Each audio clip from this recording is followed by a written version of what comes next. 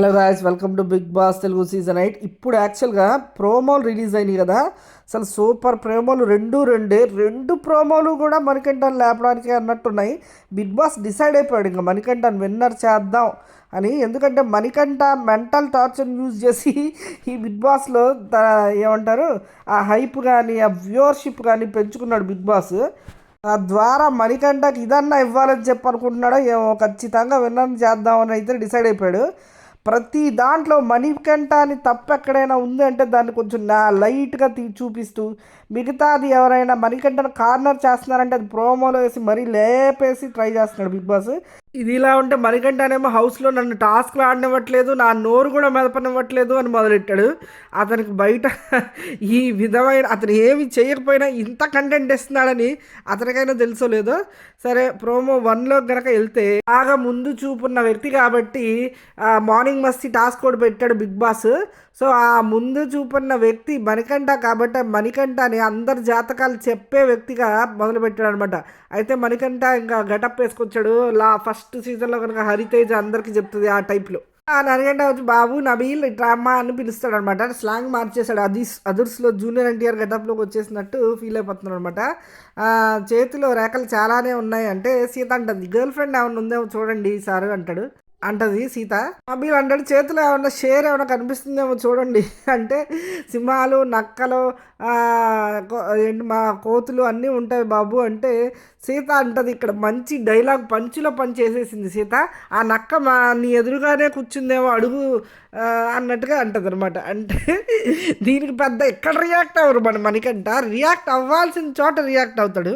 నేను నక్కగా ఏం చేశాను అంటే నువ్వు జిత్తులు మారి నక్కగా అన్నట్టే కదా నువ్వు నన్ను అన్నావు అని చెప్పి నామినేషన్లో వేసేస్తాడనమాట. ఇప్పుడు సైలెంట్గానే ఉన్నాడు. ప్రేరణ వచ్చేసి ప్రతిసారి చీఫ్ వచ్చినట్టే వచ్చి చేజారిపోతుంది, ఏంటి గురువు గారు అన్నట్టంటే, అమ్మ నీ తల్లి నీ ముందు ఎవరో ఆగలేరమ్మా, చీఫ్ అయినా నీ ముందు దిగదుడిపే అంటారు. విష్ణు కూడా బాగానే ఉంది. విష్ణు నాకు ఈ హౌస్లో ఒకళ్ళ మీద లబ్డబ్ నా గుండె కొట్టుకుంటుంది అంటే ఈ హౌస్లో ప్రేమ పక్షులు అంటే మీరేనమ్మా అని చెప్పి పంపిస్తాడు. ఇంకా తెలిసిందే కదా విష్ణుప్రియ ఇంకెన్ని రోజులే సిగ్గుపడతా ఉన్నట్టు. అసలు ఏమాత్రం యాంగిల్ మార్చలేదు విష్ణుప్రియ. అంతా ఓటింగ్ మణికంఠ కంటే తక్కువ వచ్చింది ఏంటి అని ఎక్కడైనా సరి చూసుకొని దాన్ని సీరియస్గా తీసుకుంటుందంటే అదేమి లేదు. అండ్ నాగార్జున గారు ఎంకరేజ్ చేయడం ఇంకా తప్పు వచ్చేసింది విష్ణుప్రియకి. ఇంక ఈ యాంగిలే కరెక్ట్ ఏమో అని ప్రొసీడ్ అయిపోతుంది. వైపు పృథ్వీ ఎలా ఆడుతున్నాడు, పృథ్వీ ఎలా సీరియస్గా తీసుకుంటున్నాడు అని ఏం పెట్టుకోలేదనమాట. ఇంకా పృథ్వీ కూడా కొంచెం బెండ్ అవ్వబట్టి ఇంకా ఈ మధ్య ఇంకా రెచ్చిపోతుంది. తర్వాత యష్మి వస్తుంది. యష్మి వచ్చి వైల్డ్ కార్డ్స్లో అయినా ఎవరైనా ఇలా వస్తారా నా కోసం, హంక్ లాంటి వ్యక్తి ఇలా సింగిల్గా ఉండిపోవాల్సిందేనా గురువు గారు అంటది.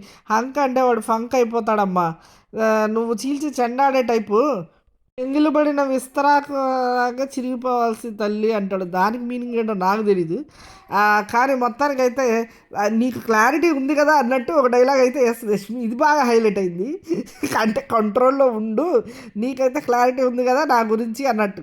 సీత వచ్చి కూర్చుంటుంది. ఆహా, సీత నిన్న ఫస్ట్ స్టేషన్ చూసి నాకు నవ్వాగలేదు. తెలిసిందే కదా మణికంఠ టాప్ 3లో ఉండి మళ్ళీ పక్క నుంచి నేను కన్ఫ్యూజ్ అయ్యాను. నేను అసలు ఏంటి రిలేట్ చేసుకోలేకపోయినా. ఆయన అడిగిన క్వశ్చన్కి అసలు ఏం చెప్పాలో అసలు నాకు అర్థం కాలేదు, క్లారిటీ లేదు. ఇలా చెప్తుంటే సీతకు మండిపోయింది. నువ్వు మమ్మల్ని అందరినీ వాడుకొని మాతో గొడవ పెట్టుకొని మా రియాక్షన్స్ని వాడుకొని నువ్వు దాన్ని అంతా పాజిటివ్గా చేసుకొని బాగా పైకి వెళ్తున్నావు, మమ్మల్ని ఏమో తొక్కేస్తున్నావు, విలన్లు చేస్తున్నావు అంటూ సీత రెచ్చిపోయింది కదా. సో మొత్తానికి అయితే సెటిల్ అయింది. ఈ టాస్క్లో బాగానే ఉంది. అంటే ఇంక వాళ్ళు అనుకున్నారు కదా ఇంకా మెనుకంటానికి కెలకొద్దు మనం ఎట్టి పరిస్థితుల్లోనూ, ఆయన అలా వదిలేద్దాం అని ఫిక్స్ అయిపోయారు. సో సీత వచ్చేసి కూర్చుంటే నీకు విన్నర్ అయ్యే అవకాశాలు టాప్ 3లో ఉంటావమ్మా నువ్వు, నీకు ఆ రేఖ ఉంది అంటే టాప్ 1లో ఉండనా స్వామి, విన్నర్ అవ్వనా స్వామి అన్నట్టుగా అంటే అంటాడు. అమ్మ ఆశ వద్దమ్మా, అలాగే అత్యాశ అసలే వద్దమ్మా అని చెప్తా ఉంటాడు మణికంఠ. ప్రేమ లేదు స్వామి చూడండి అంటది. నిన్ను ప్రేమించిన నీ చుట్టే భూచక్రంలో తిరుగుతున్నాడు 6 అడుగుల అందగాడు ఆజారు బావుడు అనగానే నిఖిల్ని చూపిస్తారు.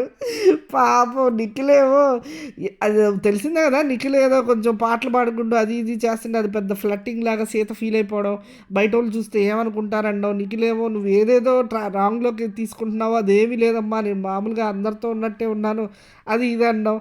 తెలిసిందే ఇంకా మొన్న ఒక దశలో ఒక దశలో నబీల్ ఆదిత్య గారికి సీత ఏంటి సీత సీత నిఖిల్ ఏంటి నాకు అర్థం కావట్లేదు అని అడిగితే ఒక దశలో ఎవరు నబీల్ చెప్తారు ఆమెకి ఇష్టము ఆమెకి నిఖిల్ అంటే ఇష్టం తెలియదా నీకు అని చెప్తాడు. నవ్వలేక చచ్చిపోయాను.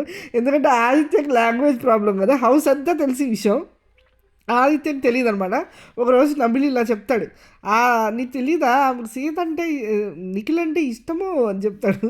సో అలాగా ఇప్పుడు అదనమాట విషయం. జాతకం చెప్పాడు. ఎప్పుడైతే 6 అడుగులు ఆజానుబాహుడు అనగానే నిఖిల్ ఇలా చూపిస్తారు అదనమాట విషయం. నిఖిల్ అయితే మామూలుగానే ఉంటాడు, అదేమీ లేదు, అదంతా సీతాపోహ. ఇటువైపు వస్తేనేమో పృథ్వీ సరే 2 అమ్మాయిలు ఇష్టం నాకు అన్నట్టుగా చెప్తారనమాట. పడుబాబు ఏమీ నష్టం లేదు.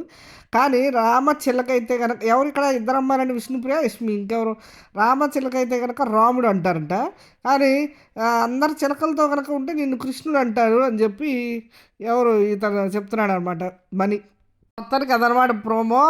ఇంతకీ మణికంఠకి ఎంత స్టామినా ఉందని చూసుకోకుండా మొత్తానికి బిగ్ బాస్ అయితే ఇచ్చేసాడనమాట. ఇదే సీజన్ 1లో హరితేజ చేసింది, అది చాలా బాగుంది. పద్యాలు అది ఇది పాడి మణికంఠ అయితే మేనేజ్ చేశాడు. ఇంతకంటే ఏమైనా కంటెంట్ ఉంటుందేమో లోపల చూడాలి. ప్రోమో అయితే ప్రస్తుతానికి ఇది. ఇంకా ప్రోమో 1 ఎలా ఉంటే ప్రోమో 2 ఎలా ఉందంటే ఇంకా లేపేలా ఉంది మణికంఠ అని. అది కూడా చూద్దాం. బిగ్ బాస్ అయితే మామూలు బూస్టప్ ఇవ్వట్లేదు అసలు. మణికంఠ ఏదైతే ఆడియన్స్కి ఎలా అయితే కనెక్ట్ అయ్యాడో ఎమోషనల్గా ప్రస్తుతం ఈ మధ్య కొన్ని రోజుల నుంచి లేదు. మొన్న కార్నర్ అని మొదలెట్టాడు సీత మీద, కానీ అది కూడా కూసేపే జరిగింది. తర్వాత ఎవరు హౌస్మేట్స్ ఒప్పుకోలేదుగా, అందరూ కలిసి మణికంఠ మీదకి వెళ్ళారు. ఎందుకంటే అది తప్పు. సీత నుంచి నువ్వు ఎక్స్పెక్ట్ చేయడం తప్పు. సీత నీ ఫ్రెండు కాదు, నువ్వు ఆ సీతతో ఏమి జరగాలేదు. నిఖిల్తో ఉన్నంతగా మిగతా వాళ్ళతో ఉన్నంతగా నువ్వు ఎప్పుడు సీతతో లేవు. సీత నుంచి ఎలా ఎక్స్పెక్ట్ చేస్తావు? మళ్ళీ అవు నా ఫ్రెండు రా అన్నాడు. ఎలా ఫ్రెండ్ అవంటే నాకు ఇష్టం రా అన్నాడు. ఎలా ఇష్టం అవుతుందో నాకు అర్థం కాలేదు. అండ్ ఇంకో విషయానికి వస్తే మళ్ళీ నబీల్ అడిగాడు, ఈ విషయంలో తప్పు చేసావు, ఎందుకు చేసావు అని అడిగితే మళ్ళీ ఆ టైంలో వచ్చి నన్ను క్వశ్చన్ చేసింది, ఇంకా అందుకే నేను రివర్స్ క్వశ్చన్ చేశాను అన్నాడు.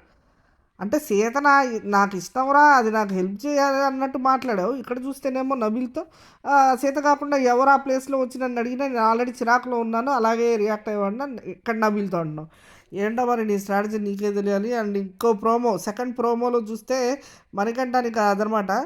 సో అందరు కలిసి పడుకొని ఉంటారు బెడ్రూమ్లో సైలెంట్గా, మాటలు కూడా మాట్లాడుకోవట్లేదు, నిద్రపోరు, కాకపోతే అలా రిలాక్స్ అయినట్టుగా రెస్టింగ్గా ఉంటారు. అయితే బాగా నిద్ర వస్తున్నట్టుంది అందరికీ. లాలిపాట పాడినా అనుకుంటా బిగ్ బాస్ వాయిస్ వస్తుంది, కన్ఫెషన్ రూమ్కి రండి అని చెప్పి యష్మిని పిలుస్తారనమాట. మీకు ఇంట్లో ఇష్టమైన హౌస్ మేట్స్ పేర్లు చెప్పండి అని అడుగుతాడు యష్మిని. 2 ఉన్నారు, పృథ్వీ అండ్ నిఖిల్ అని. ఇక్కడేమో ప్రేరణ, వాళ్ళంతా టీవీలోంచి చూస్తూ ఉంటారనమాట.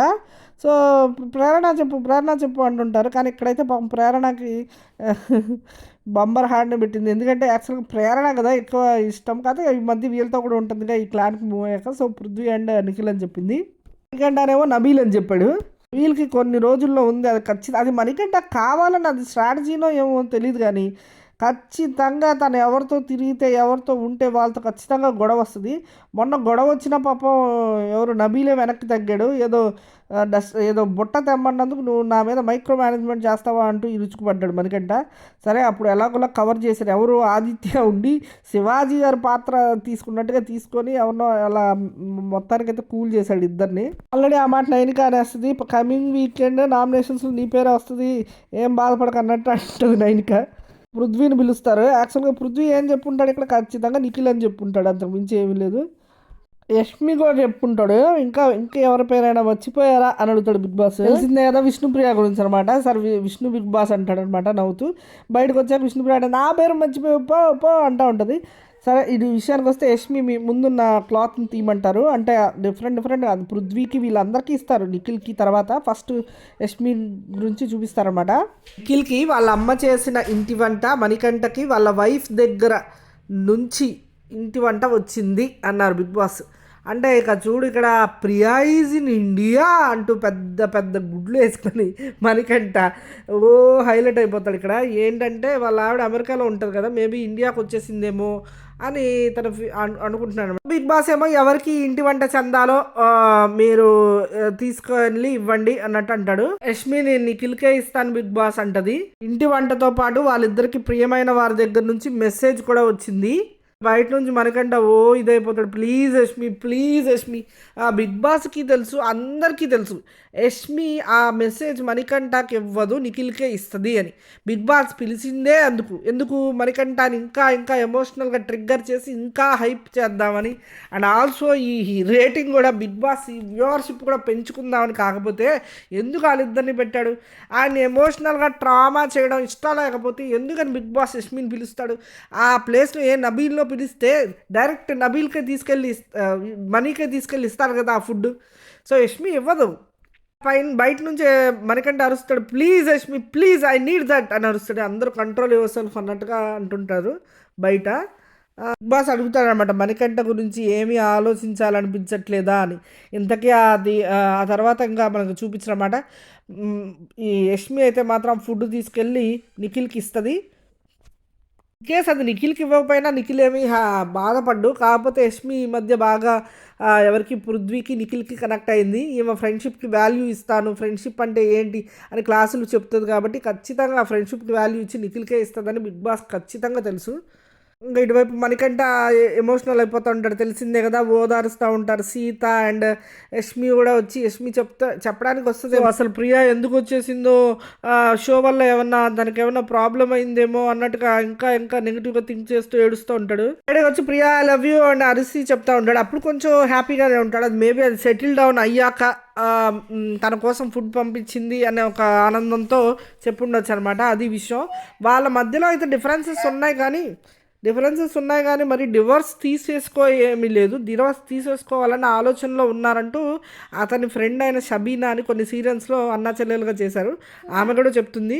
ఆయన అమెరికా వెళ్ళిన కొన్ని రోజులకి ఆయనకి ఏం వీసా రాలేదని, వర్క్ వీసా, సో ఇంట్లోనే ఉండాల్సి వచ్చిందని, ఇంతలోనే వాళ్ళ వైఫ్ ప్రెగ్నెంట్ అయిందని, సో అన్ని పనులు ఈయనే చూసుకోవాల్సి వచ్చిందని, సో దట్ ఈయనకి ఏమన్నా సెల్ఫ్ రెస్పెక్ట్ కోసం అని చెప్పి వచ్చేసాడు ఇండియా అని చెప్పి. ఎందుకంటే ఆయన్ని జాబ్ లేకపోవడం వల్ల, కొన్ని మాటలు అనడం వల్ల, సో ఇలా కొన్ని డిఫరెన్సెస్ అయితే ఉన్నాయి. కానీ మరి విడాకుల వరకు వెళ్తుంది అని అయితే తెలిసింది అన్నట్టుగా ఆమె కూడా చెప్పింది. ఎవరు షబీనా, మణికంఠతో పాటు కో ఆర్టిస్ట్గా చేసింది.